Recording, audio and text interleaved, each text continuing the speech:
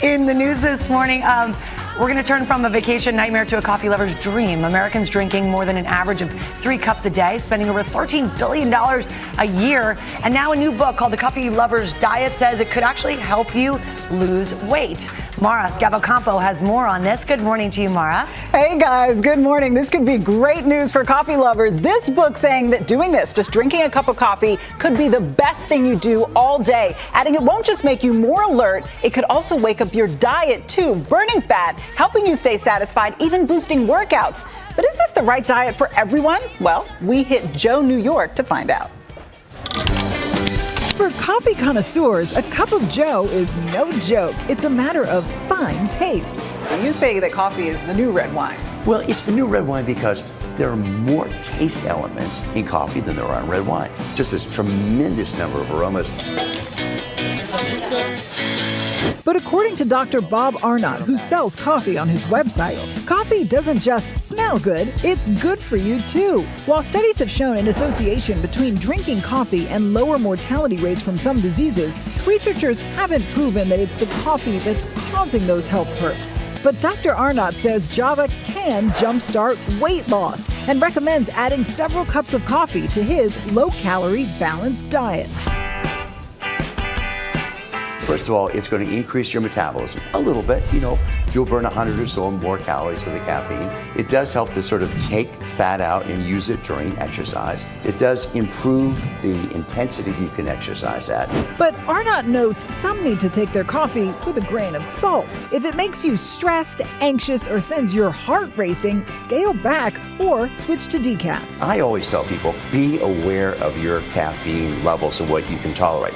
Still, for those who can handle it, Arnot says the biggest coffee boost will be to your mood. You're just going to feel great when you're losing weight as opposed to awful. Here's to coffee. To coffee. Cheers. Cheers. Now, Dr. Arnot notes that if you're going to add more coffee to your diet, make sure to skip the cream and sugar. Otherwise, you'll probably just torpedo your diet. And he also says that we're all drinking coffee wrong, that the correct way to drink coffee is like this. And that sound really rude? I was slurping it. He says by doing that, you add air, then you can taste and smell it better. Lara, I'm going to just keep slurping this. Yeah, please do. Please do. We're going to join you. Joined now by ABC's senior medical contributor, Dr. Jen Ashton. So, Jen, you're a nutritionist. I'm just slurping. I was slurping. Cheers to that.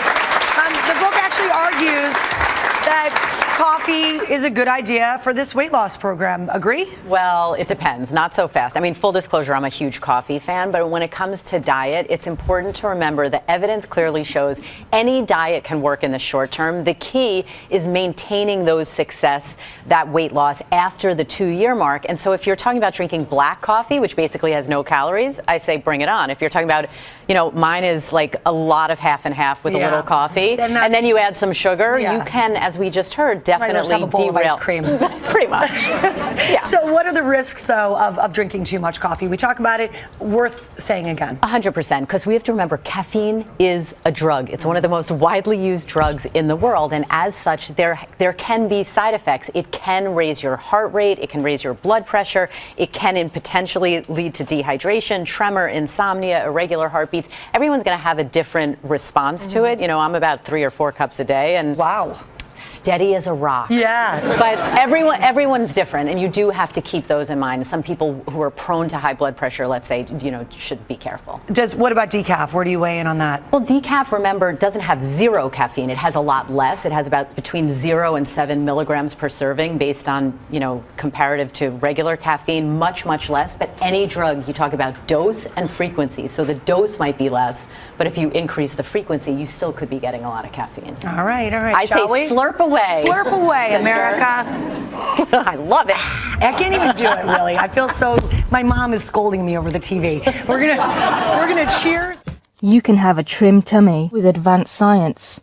Be Thin Fat Cell Reducing Formula is the only product containing Reductinol, clinically proven to shrink fat cells beneath your skin. When you apply Be Thin Fat Cell Reducing Formula, millions of microscopic liposomes penetrate your skin barrier. Each liposome contains powerful fat-shrinking Reductinol. Once beneath your skin, the liposomes release their Reductinol and your fat cells absorb it. This causes them to shrink, making your skin look noticeably slimmer. is so powerful that you'll see results in just weeks. Anyone can go from a tummy like this to a tummy like this.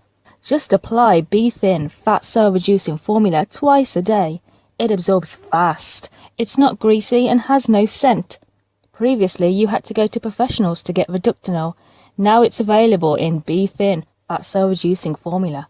If you want shapelier features in just weeks, visit BeThin.com today. Be Thin products are not available in stores.